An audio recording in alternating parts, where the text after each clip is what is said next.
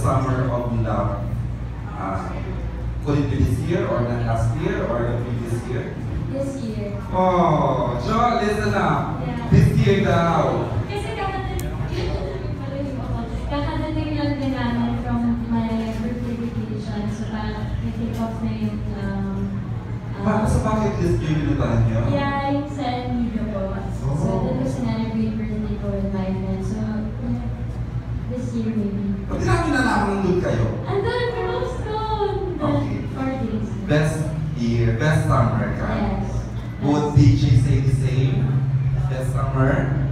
Yes. Really happy ako ngayong kasi kakadali lang din namin sa Orlawan kasi para sa birthday niya.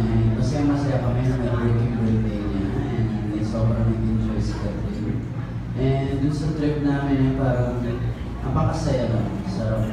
Kaya eto, it's summer love. Summer love. Ayan, Jo.